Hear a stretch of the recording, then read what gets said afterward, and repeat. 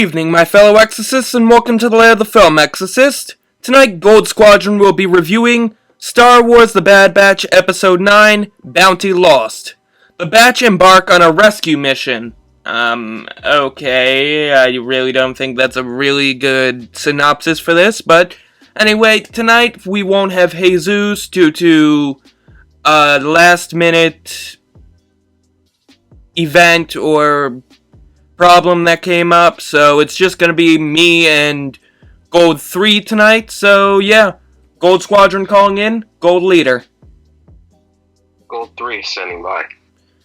Okay, so I really wouldn't call this the Batch going to rescue Omega. I mean, they do rescue her, so to speak. I mean, they take in her escape pod, but it was mostly an Omega episode, I'd have to say. Let me just say this episode is the longest time we haven't seen the Bad Batch together, or the new Bad Batch. We barely see Crosshair in this episode except for a really small scene. The Bad Batch are basically mostly arguing after the events of the last episode, trying to figure out where Omega is, which planet she may be stranded on, and for a short time, giving her instructions on how to find her, or how to get them to find her. And honestly, it was more of an Omega and the Bounty Hunters episode. Yeah, this is more, at least the way I saw it, it was more of an Omega and Fennic episode. I mean, obviously, Bane played a big part, but Fennic is the one that actually did the rescuing.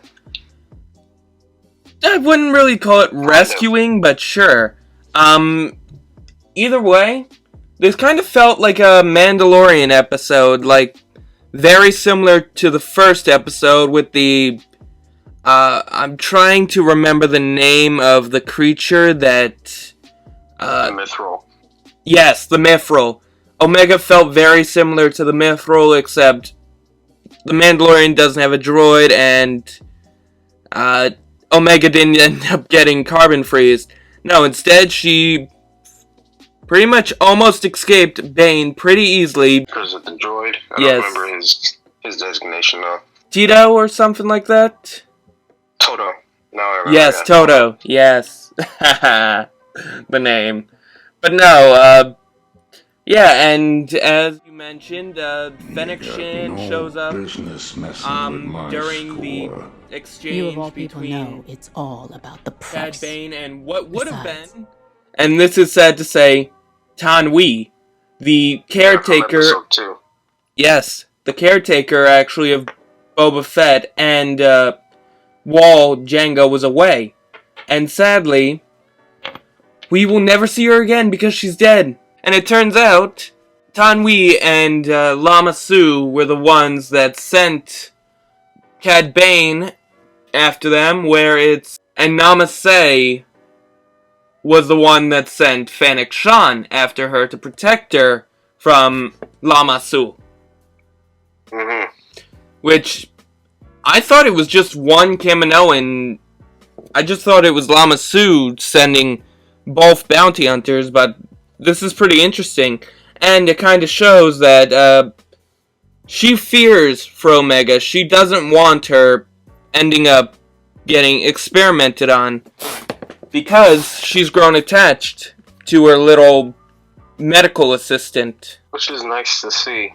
You know, it's a nice change of pace from the hardcore badassery of the Bad Batch since the season began. Yep, and it's very different for a Kaminoan because they've been known for years as the most heartless creatures out there that only see their clones and other experiments as subjects and profit.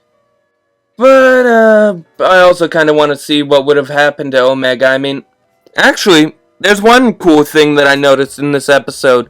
Omega knocks over a cloning vat, and it almost looks like a Kaminoan. Oh yeah, I didn't actually recognize what that was. I thought I thought it was just an old experiment, from when they used that planet, something VO. I don't know the name of the planet. I didn't... for that whole episode, I didn't know where they were. But no, it did look like a Kaminoan, which makes sense because half the population of Kamino were cloned and genetically modified after their planet was flooded, which shows they are really looking at the lore of this. But, we also see that, Cad Bane may be getting a little rusty in his old age. Can you get out of the bathroom?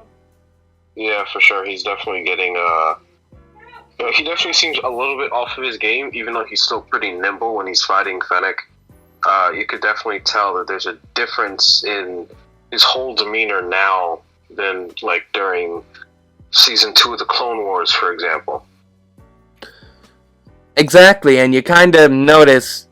This is the guy that almost beat Obi-Wan in a lightsaber battle and basically bested him throughout the Cube episode.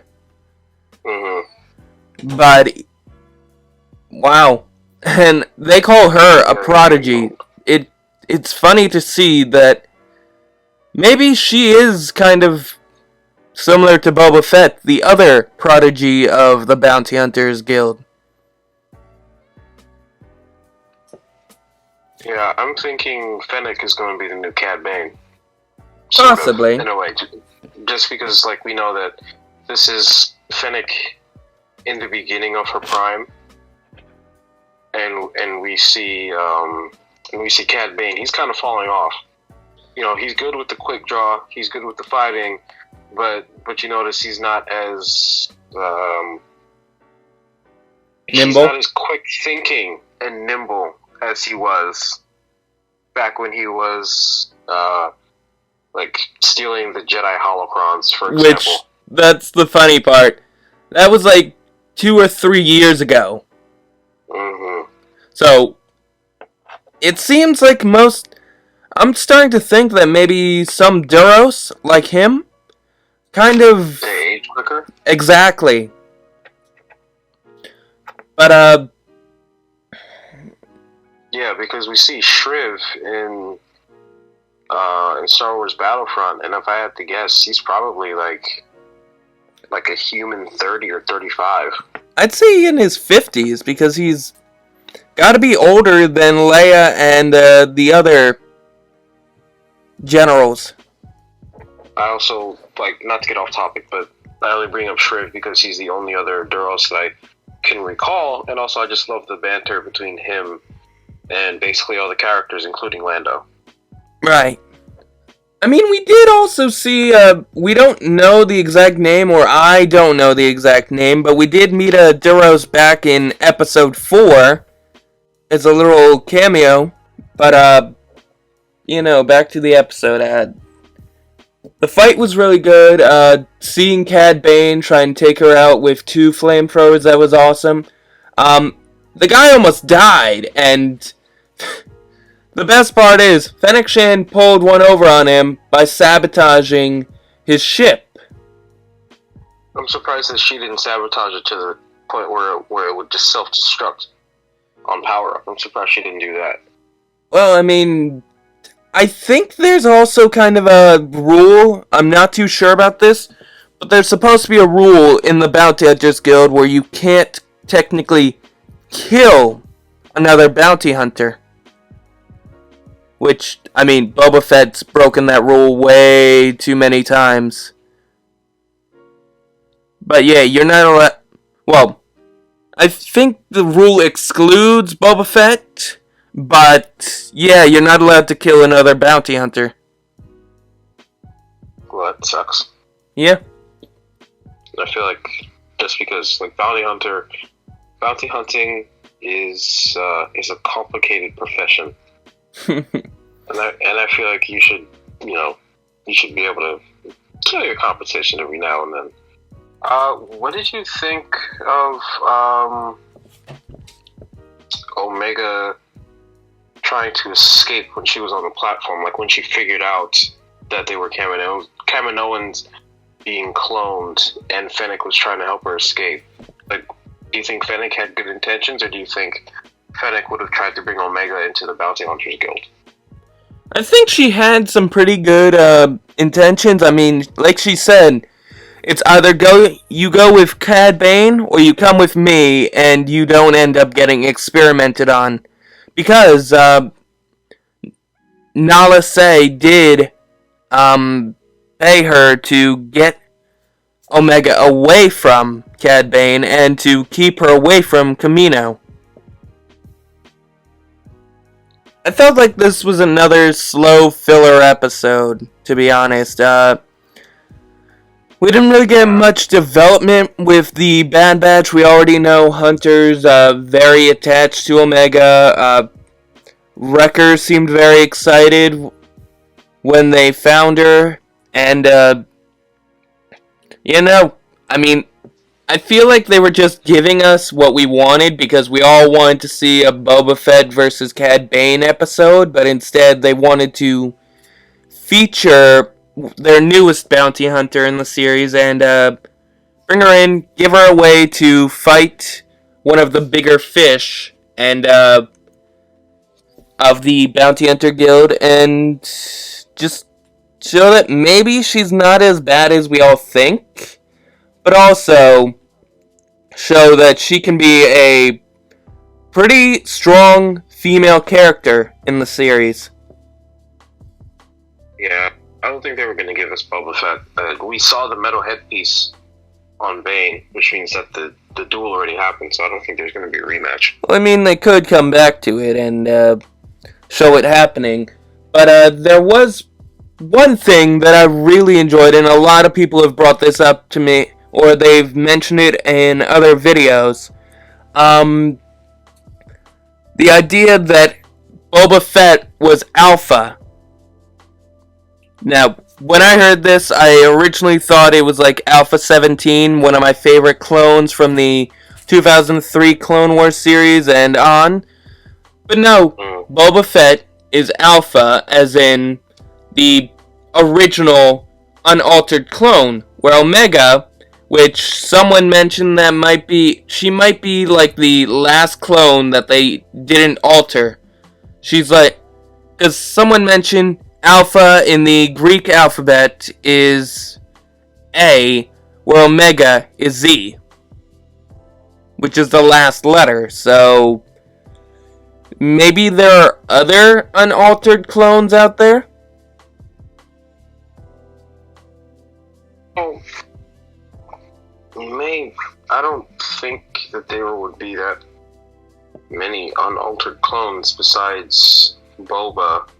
And if you think about it, Omega technically is an altered clone because they had to alter her DNA to make her a female. So she's not really unaltered. Well, I mean, they did say that she has the blood of the original Jango Fett, and why else would they call her Omega?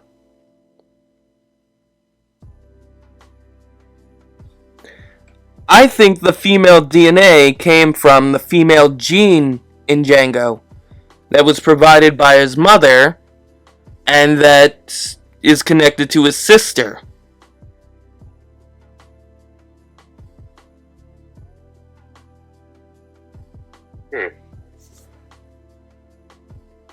Well, okay, when you put it that way, then yeah, she is unaltered.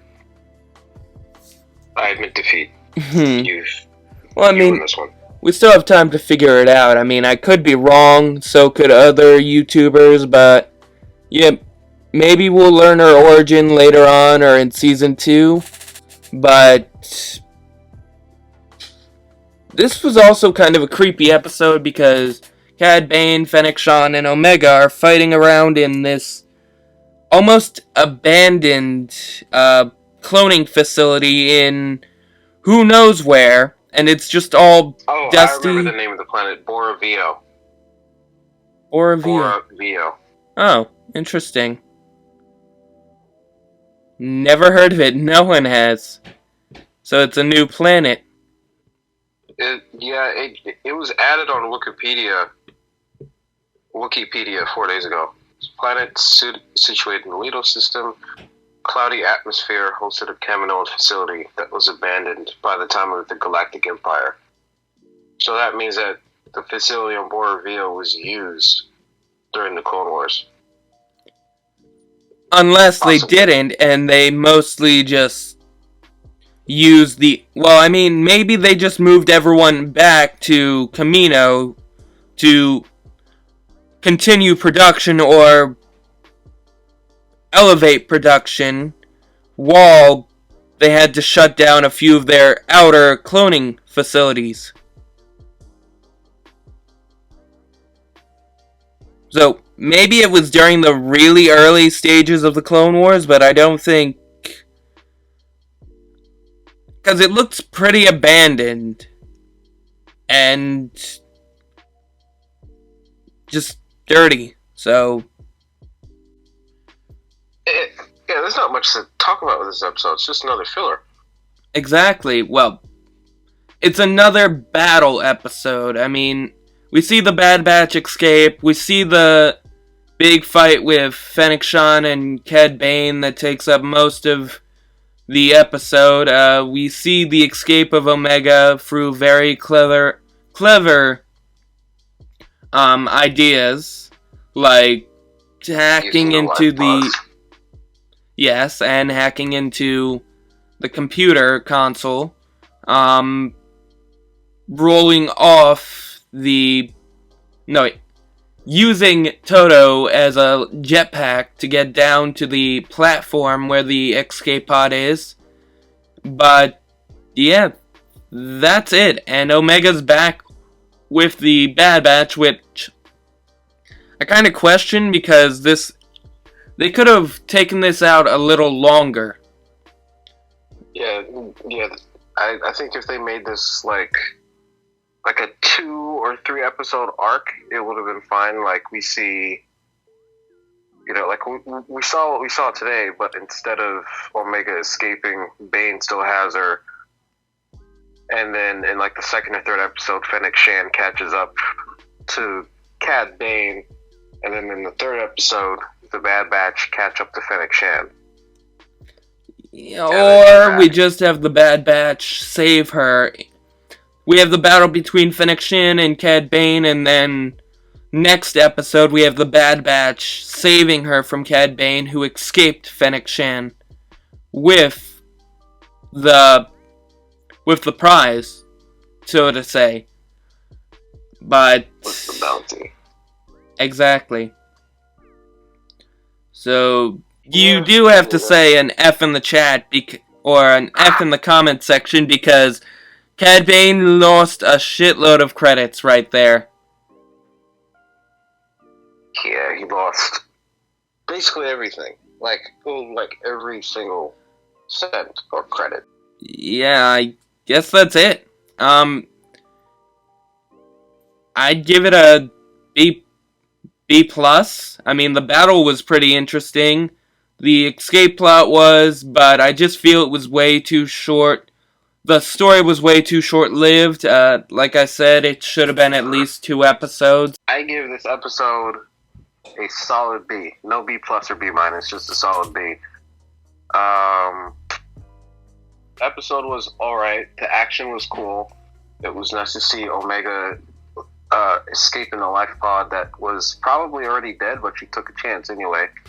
It was good to see the old cloning facilities on board Rio, and it was nice to see that she was smart enough to know how to use the computers on there to try and get a hold of Tech and the rest of the Bad Batch. And it was also cool to see them scoop up her life pod, and then she's reunited. So yeah, solid B. Okay. Could have been better. So I guess that's it. This has been our episode on, or our review on episode 9. Let me remember the Bounty Lost. You heard it here. Don't forget to like, comment, and subscribe, and click the little notification bell for more of our content, and to let Grandmaster YouTube know that you enjoy our videos and our content, and Don't forget to hit up my Instagram and all my social media in the in the little description bar under this episode. And Gold Squadron signing out, and may the Force be with you always.